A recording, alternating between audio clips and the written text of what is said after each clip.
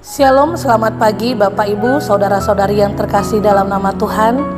Renungan firman Tuhan kita pada pagi hari ini terdapat dari Ester 4 ayat 16. Pergilah, kumpulkanlah semua orang Yahudi yang terdapat di Susan, dan berpuasalah untuk aku, janganlah makan dan janganlah minum 3 hari lamanya, baik waktu malam, baik waktu siang.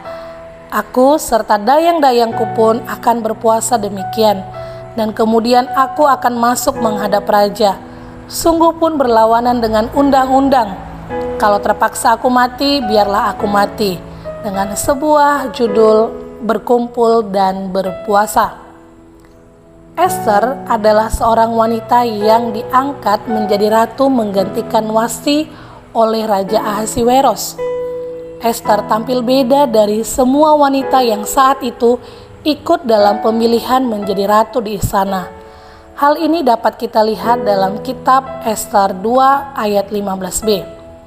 Maka Ester dapat menimbulkan kasih sayang pada semua orang yang melihat dia. Selama di istana, Ester tidak memberitahukan kebangsaan dan asal-usulnya yang adalah orang Yahudi asli, karena dilarang oleh Mordekai pamannya. Haman adalah seorang yang berkuasa atas semua pejabat di istana. Ia memiliki niat jahat untuk membunuh semua orang Yahudi di kerajaan itu.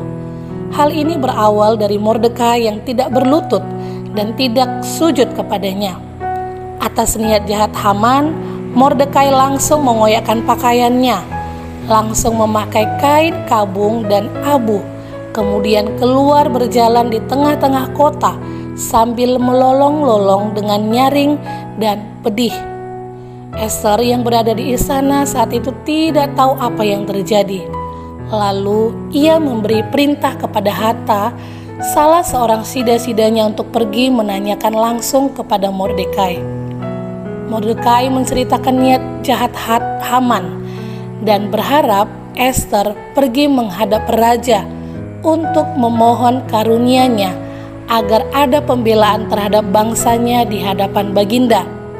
Hal ini menjadi pertimbangan bagi Ester, sebab ada peraturan di istana bahwa orang yang menemui raja tanpa dipanggil akan dibunuh.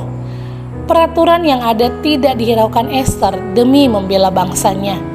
Ia menyatakan, "Pergilah, kumpulkanlah semua orang Yahudi yang terdapat di Susan, dan berpuasalah untuk aku, janganlah makan dan janganlah minum 3 hari lamanya, baik waktu malam, baik waktu siang. Aku serta dayang-dayangku pun akan berpuasa demikian, dan kemudian aku akan masuk menghadap raja.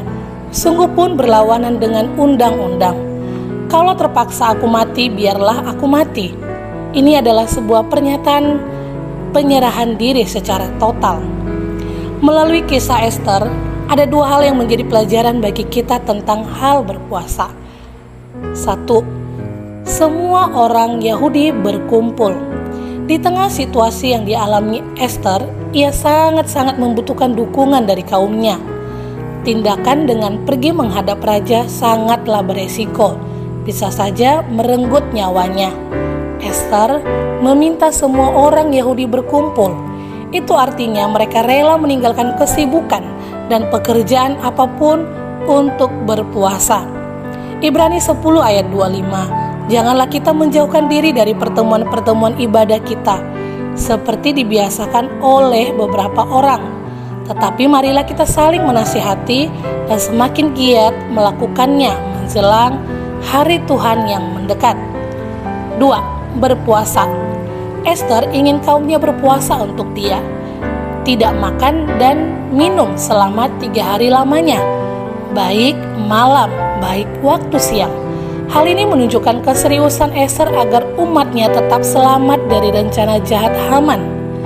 Berpuasa adalah tindakan di mana adanya keseriusan dengan Tuhan dan mengesampingkan keinginan jasmani selama 3 hari. Hal ini butuh komitmen dan kesetiaan dari kaum Yahudi. Menariknya, puasa ini bukan saja kaum Yahudi, melainkan Ester serta dayang-dayangnya juga melakukannya. Alkitab tidak menjelaskan para dayang-dayangnya adalah orang Yahudi. Bisa jadi dari kaum non-Yahudi, di mana hal berpuasa adalah hal baru dan tidak biasa bagi mereka. Kita belajar dari Ester di mana dia menjadi contoh dan teladan bagi kaum yang bukan Yahudi dalam hal berpuasa dan serius di dalam Tuhan. Marilah kita bersama-sama setia dalam berkumpul beribadah di gereja, di mana kita saling menguatkan dan menasihati satu dengan yang lainnya. Hal berpuasa perlu untuk kita lakukan, di mana kita fokus dan memiliki hubungan yang intim dengan Tuhan Yesus dengan mengesampingkan keinginan jasmani. Terima kasih. Shalom, selamat pagi, Tuhan memberkati.